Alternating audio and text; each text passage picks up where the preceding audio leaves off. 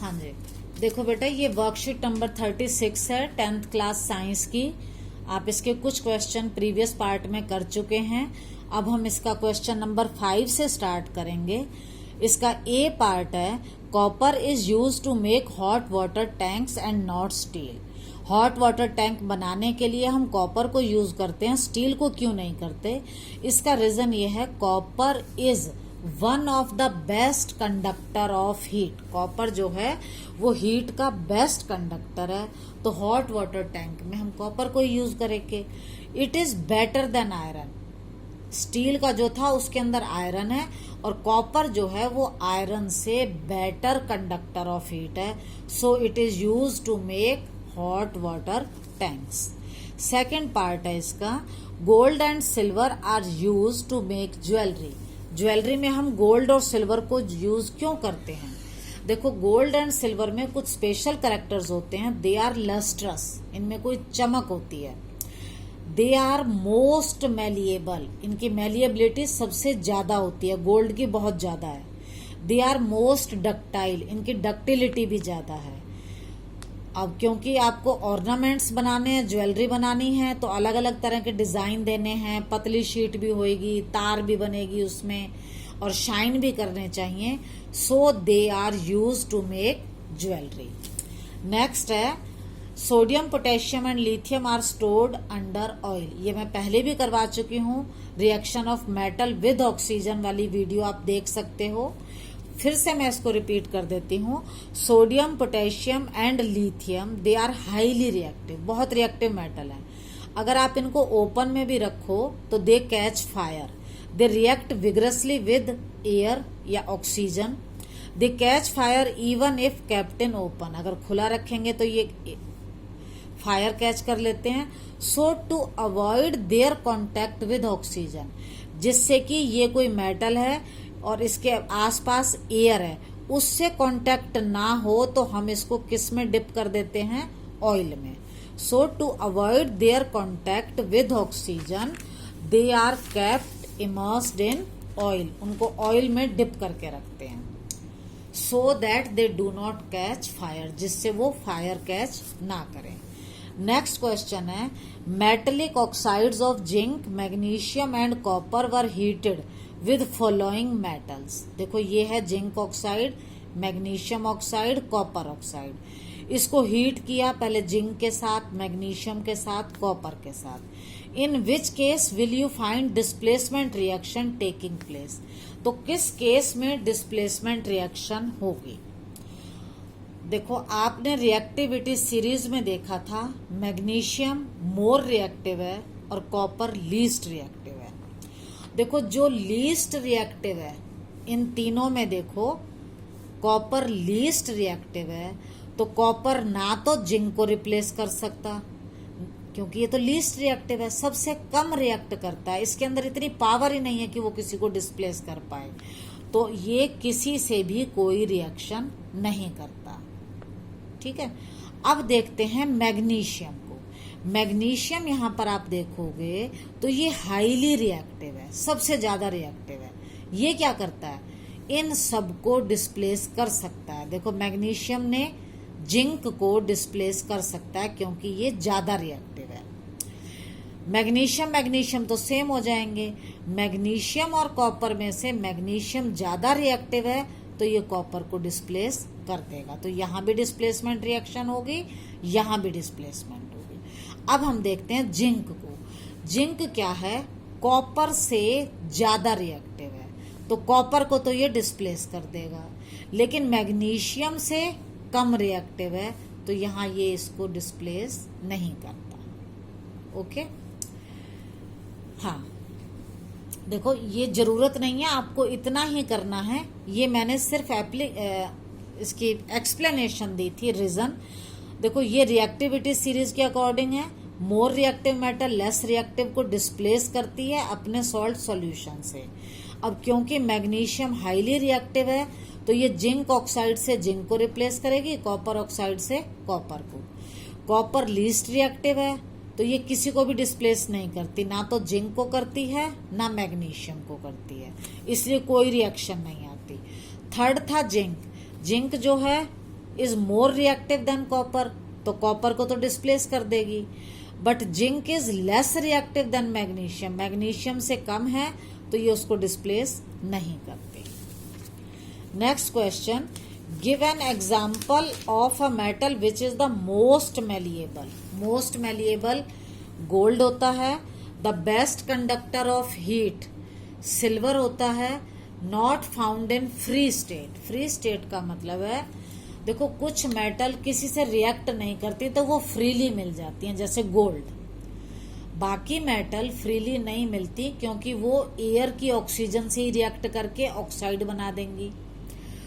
तो सारी sodium, potassium, calcium, magnesium, aluminium, zinc, iron, जो भी रिएक्टिविटी सीरीज में सबसे ऊपर की मेटल हैं वो फ्री स्टेट में नहीं मिलती क्योंकि ये एयर की ऑक्सीजन से रिएक्ट कर लेती हैं। नेक्स्ट है question number 8, which important properties of aluminium are responsible for its great demand in industry.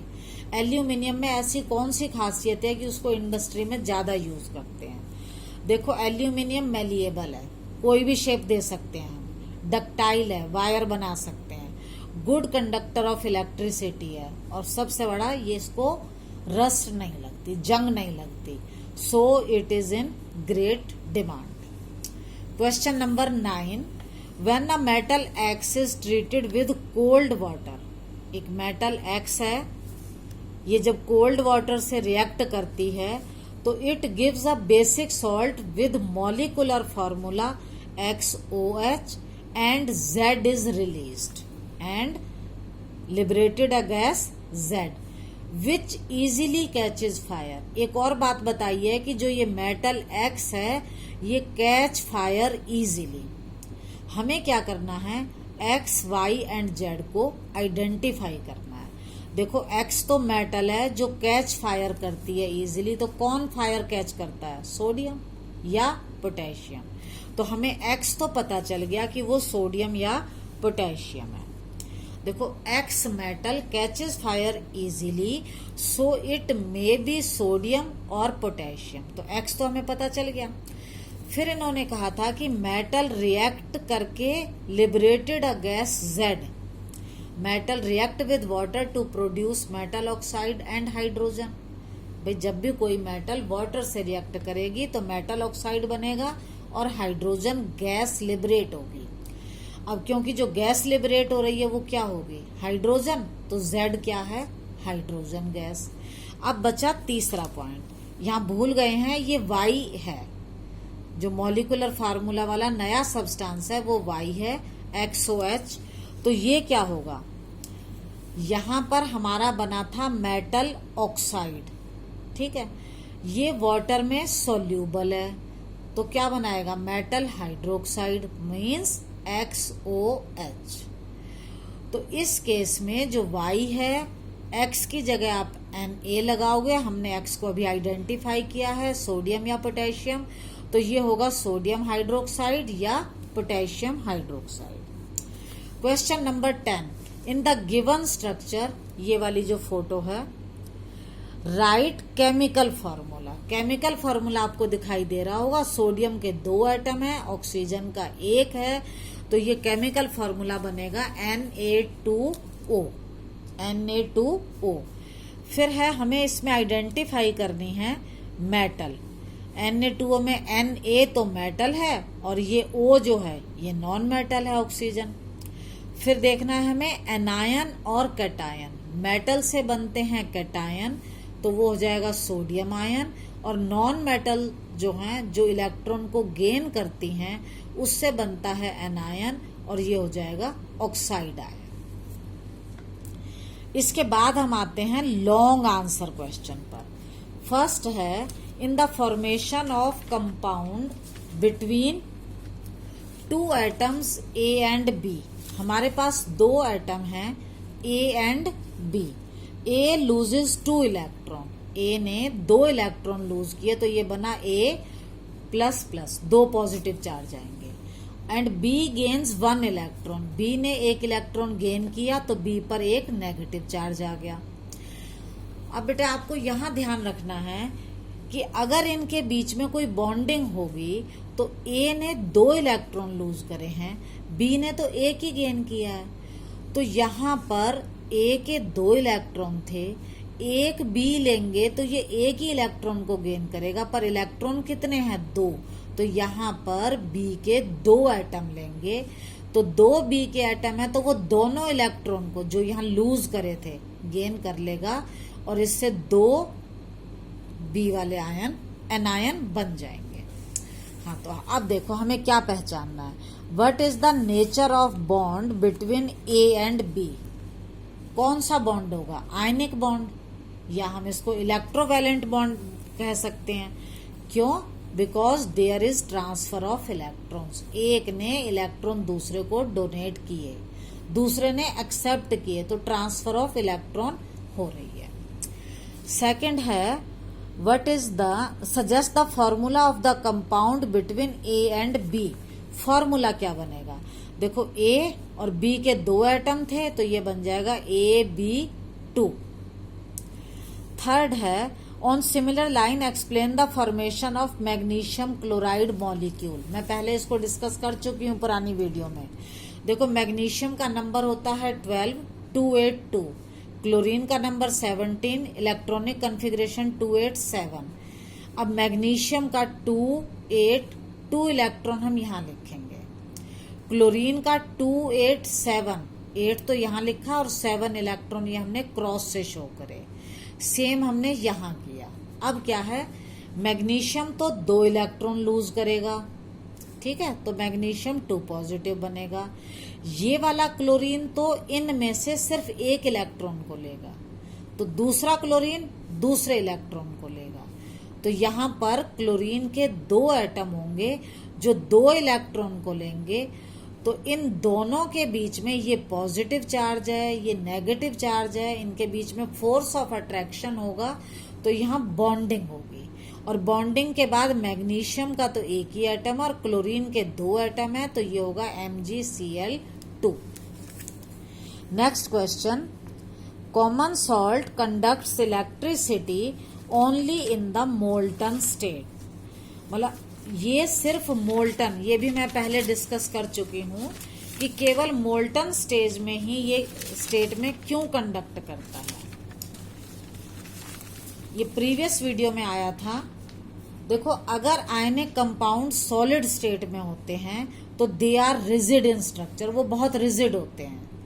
अगर रिजिड हैं तो movement of ions is not possible, ion move नहीं करेंगे सॉलिड स्टेट में।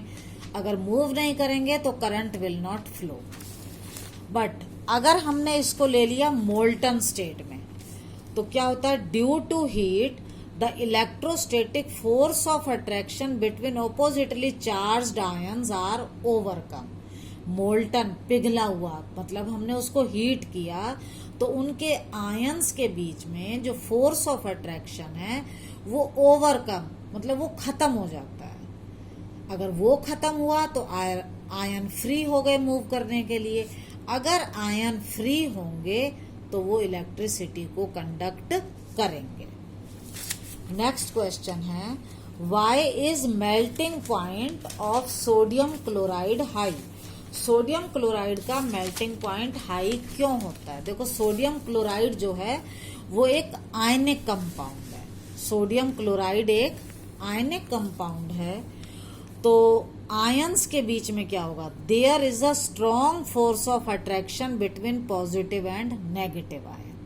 अब अगर स्ट्रॉन्ग फोर्स है तो इस फोर्स को ब्रेक करने के लिए a considerable amount of energy is required to break strong force of attraction between the ions, so they have high melting point, इसलिए इनका मेल्टिंग पॉइंट जो है वो हाई होगा। नेक्स्ट है, differentiate between metal and non metals on the basis of following properties. Ductility, देखो metal जो है वो डक्टाइल है, मेलिएबल है, डेंस होती हैं, लस्ट्रस होती हैं और गुड कंडक्टर ऑफ इलेक्ट्रिसिटी है। अब हम नॉन मेटल की बात करें तो डक्टाइल नहीं है, not ductile, not malleable, not dense और not lustrous and poor conductor of electricity. Next question, what is aquaresia? Aquaresia क्या होता है? देखो, इसे हम रॉयल वाटर भी बोलते हैं। एक्वारेजिया को हम रॉयल वाटर भी कहते हैं। इसमें क्या होता है? It is a freshly prepared mixture. Freshly prepared किस किस का मिक्सचर है? कंसंट्रेटेड हाइड्रोक्लोरिक एसिड और कंसंट्रेटेड नाइट्रिक एसिड का, और दोनों को हमें मिलाना है 3:1 के रेशो में, मतलब 3 part HCl and 1 part HNO3। इसे हम कहेंगे एक्वारेजिया।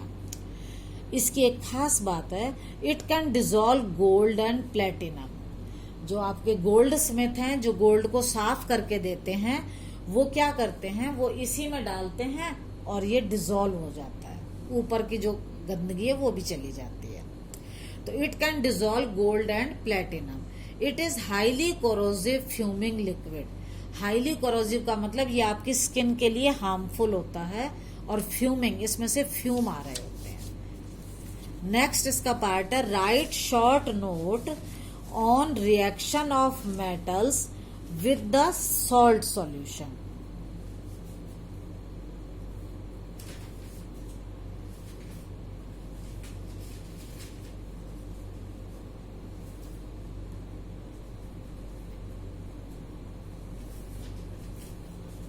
हाँ बेटा,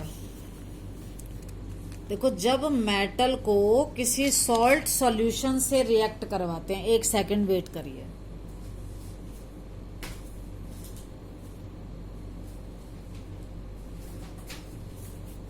आपको ये वाला डायग्राम याद होगा, ये कॉपर सल्फेट सॉल्यूशन था, मतलब कॉपर मेटल का सॉल्ट सॉल्यूशन। इसमें हमने आयरन नेट डाली थी, ये एक मेटल है। ये वाली वीडियो आप पीछे जाकर देख सकते हैं। तो क्या होता है, जो मोर रिएक्टिव मेटल है वो लेस रिएक्टिव मेटल को डिस्प्लेस करती है। देखो, when a metal reacts with salt solution of other metal, the more reactive metal displaces less reactive metal from its salt solution. For example, reaction of copper sulphate and iron. Iron की nail है और ये copper sulphate है। क्या होता था इसमें? Blue colour पहले फेड होगा और कॉपर की जो लेयर है वो आयरन नेल के ऊपर डिपॉजिट हो गई। वाई? क्योंकि आयरन जो था वो मोर रिएक्टिव था, इसने सॉल्यूशन से कॉपर को डिस्प्लेस किया और वही वाला कॉपर इसके ऊपर डिपॉजिट हो गया। तो इस रिएक्शन में क्या होता है? A more reactive metal displaces less reactive metal from its salt solution. ये अब आपकी कंप्लीट हो गई है। इसके बाद भी अगर आपका कोई डाउट है तो आप पूछ लेना।